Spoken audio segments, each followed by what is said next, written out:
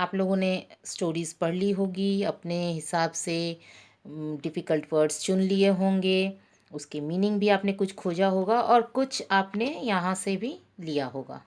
That's good. Now the question time.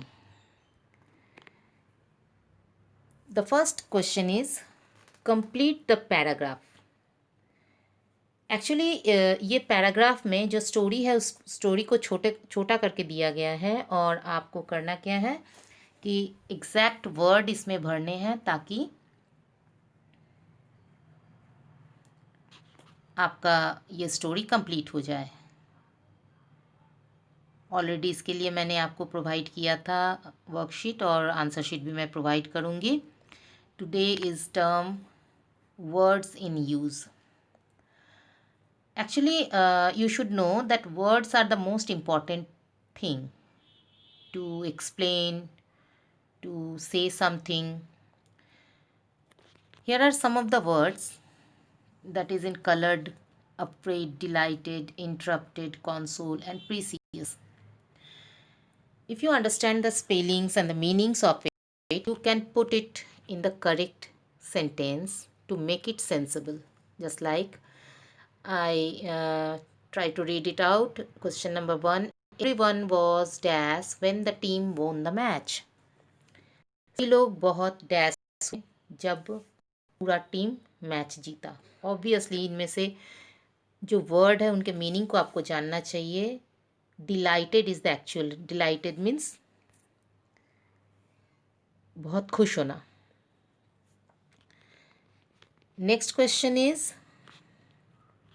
Today will discuss next question. Let's write.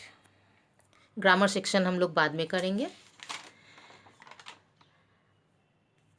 Let's write में today's topic is linking word. हम लोग part of speech में conjunction एक पढ़ते हैं। Conjunction जो दो वर्ड या दो सेंटेंसेस को जोड़ता है। बहुत सारे वर्ड्स ऐसे होते हैं। जूनियर क्लासेस में हमने एंड, बट, दैट, और, but here is another style we can say that linking words. The words in color are called linking word as they link one step to the next and tell us the order in which they take place. ये जो linking words हैं ये अलग अलग paragraph के जो sentences होते हैं उनको एक के बाद एक सीक्वेंस में जोड़ने के लिए मदद करता है। फॉर एग्जाम्पल यहाँ एक पैराग्राफ में पढ़ती हूँ। I wake up at 6 in the morning. First I brush my teeth. Next I have breakfast. Then I get ready for school and walk to the bus stop. I go to school by the school bus. जैसे इस पहले paragraph में मैं क्या क्या करती हूँ school जाने के लिए। पहले सुबह 6 बजे उठती हूँ। उठते ही पहले मैं ब्रश करती हूँ, फिर ब्रेकफास्ट लेती हूँ, फिर तैयार होकर स्कूल बस के लिए बस स्टॉप पे जाती हूँ।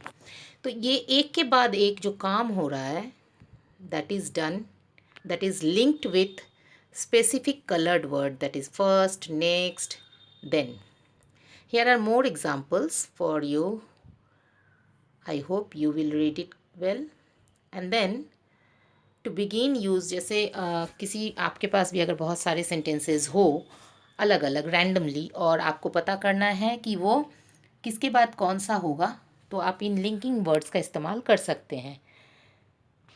सबसे पहले फर्स्ट यूज़ होता है, फिर उस बात को कंटिन्यू करने के लिए then, next, after that, later, to end, last करने के लिए किसी बात को किसी पैराग्राफ को ख़त्म करने के लिए फाइनली या इन द एंड इस्तेमाल करते हैं। For example here are 2 questions in different sentences A B C D E. Let's take an example. The chicks grew up and flew away from the nest. It laid eggs in the nest. A bird made a nest with twigs. The bird fed the chicks so they would grow up. Soon the eggs hatched.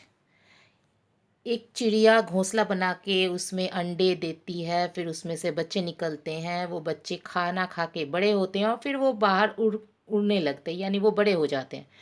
इतने steps को अलग अलग sentence में दिया गया है और आपको इसे इन लिंकिंग वर्ड्स के साथ जोड़कर पैराग्राफ बनाना है. तो I can arranged it with a linking word. Just listen it carefully and you have to note it down in your copy. I will also provide the answer sheet, but before that you have to exercise yourself. A bird first made a nest with twigs. Then it laid eggs in the nest. Soon the eggs hatched. After that the bird fed the chicks so they would grow up. Finally, the chicks grew up and flew away from the nest. Second question में चाय बनाने के steps दिए गए हैं. आपको इसी हिसाब से अरेंज करके लिंकिंग वर्ड्स के साथ जोड़ना है और ध्यान रखना है सभी जगह लिंकिंग वर्ड्स हो भी सकते हैं, नहीं भी हो सकते हैं. और इस हिसाब से एक बार आप ट्राई कीजिए and I will provide the answer sheet again. That's all for today. Good day.